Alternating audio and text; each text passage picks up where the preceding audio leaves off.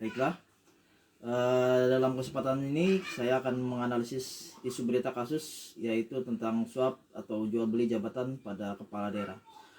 Seperti yang kita ketahui bersama, akhir-akhir ini banyak sekali pemberitaan perihal adanya kasus suap beli jabatan yang melibatkan pejabat pembina kepegawaian atau PPK, dalam hal ini kepala daerah atau penyelenggara negara, dan dengan ASN. Dalam rentang tahun 2016 sampai 2022 banyak sekali terjadi kasus penangkapan oleh KPK dalam perkara korupsi suap. Di antaranya tercatat 10 kasus, yaitu ya sekitar tahun 2016, yaitu Bupati Klaten atas nama Sri Hartati, kemudian Bupati Nganjuk Taufikur Rahman, Nopi Rahman Hidayat pada tahun 2017, kemudian Bupati Cirebon, Bupati Kudus Muhammad Tamjil, kemudian Jombang, dan lain sebagainya. Terakhir terjadi kasus penyuapan yang melibatkan penyelenggara negara atau bupati atau pejabat pembina kepegawaian dengan menyeret 23 ASN, ya, diantaranya Bupati Pemalang ya.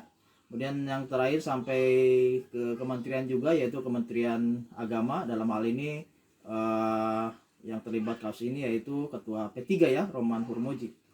Kemudian di sini maraknya jual beli jabatan Indonesia sepertinya fenomena gunung es. Kasus-kasus yang terungkap bisa aja masih sedikit, tapi tidak menutup kemungkinan di bawahnya masih banyak yang belum terungkap. Kemudian dalam kasus ini kita bisa klasifikasikan adanya penjual dan pembeli jabatan, adanya pemberi suap dan adanya penerima suap. Dalam kasus korupsi keduanya bisa dijerat pidana. Kemudian terkait kasus ini ada beberapa hal yang perlu kita analisis ya. Ya, faktor-faktor apa yang kira-kira menjadi faktor baik yang penerima suap atau faktor-faktor dari pemberi suap. Penerima suap dalam hal ini bupati atau penyelenggara negara, dalam hal ini pejabat pembina kepegawaian atau PPK. Nah, ini ada beberapa faktor, di antara yang pertama mungkin karena faktor karakter mental ya atau moral pribadi seorang bupati atau penyelenggara negara yang tidak baik ya, berjiwa koruptif dan tidak mempunyai integritas yang baik sebagai penyelenggara negara ya, baik secara pribadi dan sebagai politisi. Kemudian faktor lainnya yang kita mau bahas juga, di antaranya bupati adalah sebuah jabatan yang diperoleh melalui proses politik, dan berdasarkan sistem politik dan pemilu di negara kita membutuhkan biaya yang besar atau biaya yang tidak sedikit, sehingga sedikit banyak faktor tersebut memberikan pengaruh ketika yang bersangkutan sudah menduduki jabatan sebagai bupati, tentunya mempunyai ambisi untuk mengembalikan dana kampanye yang telah dikeluarkan pada proses politik pilkada yang sudah berjalan, tentunya dengan menghalalkan syarat tadi dan bertindak koruptif ya, dengan menjual belikan jabatan. Kemudian ini menjadi PR kita bersama dalam Undang-Undang tentang ASN nomor 5 tahun 2014 dan diperkuat dengan PP nomor 11 tahun 2017 sebagaimana telah diubah oleh PP nomor 17 tahun 2020 tentang manajemen ASN. Dalam Undang-Undang ASN ini pejabat pembina kepegawaian adalah pejabat yang mempunyai kewenangan menetapkan pengangkatan, pemindahan, dan penghentian pegawai ASN dan pembinaan manajemen ASN di instansi pemerintah sesuai dengan ketentuan peraturan perundang-undangan. Nah, inilah kira-kira yang menjadi PR kita bersama, apa kapasitasnya ini masih tetap atau masih relevan diberlakukan, karena mengingat pejabat pembina kepegawaian atau bupati merupakan pejabat yang diperoleh melalui proses politik gitu. Tentunya ini akan istilahnya apa ya namanya, kontradiksi gitu kan.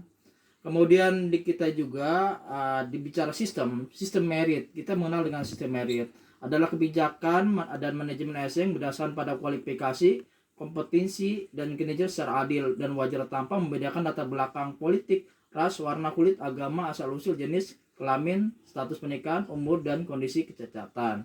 Nah, bicara adanya sistem merit tentunya memberikan jawaban ya, tapi faktanya masih suka terjadi aja jual beli jabatan ya. Artinya sistem merit ini belum diandalkan lah, karena bicara kualifikasi, pendidikan, dan lain sebagainya mungkin terabaikan dengan adanya uang suap tersebut ya. Kemudian penyelenggara manajemen ASN dilaksanakan oleh presiden tentunya ya, yang didelegasikan kepada FPB atau pejabat yang bersangkutan. Dalam hal ini didelegasikan oleh pejabat pembina kepegawaian di daerah ya, tentunya dalam ini bupati. Nah, di sini dipertegas. Nah, namun demikian apabila terjadi pelanggaran prinsip sistem merit dilakukan oleh PPK atau pejabat pembina kepegawaian untuk meningkatkan efektivitas penyelenggaraan pemerintahan, Presiden menarik kembali pendelegasian kewenangan tersebut. Oke. Kemudian terkait dengan ASN, di sini tentunya yang pertama latar belakang mental atau moral ASN tersebut tidak mempunyai integritas, tidak mengamalkan kode etik dan kode perilaku ASN. Mental ASN yang ingin mendapat jabatan secara pintas dan juga ketakutan ASN pada pimpinan yang kemudian khawatir tidak mendapatkan jabatan. Oke. Jadi dari hal-hal tersebut ya bisa disimpulkan bahwasanya sebaiknya apapun sistem, kalau integritas ASN tidak baik, integritas politisi tidak baik, dia akan selalu berusaha membobol sistem itu.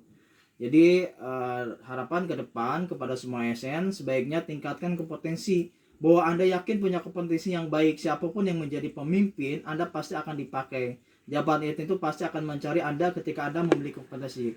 Jadi kita sebagai ASN, marilah kita tingkatkan kompetensi kita masing-masing. Kita kesampingkan hal-hal yang seperti tadi, melakukan penyuapan dan menghalalkan segala salah untuk memperoleh jabatan, kita kesampingkan.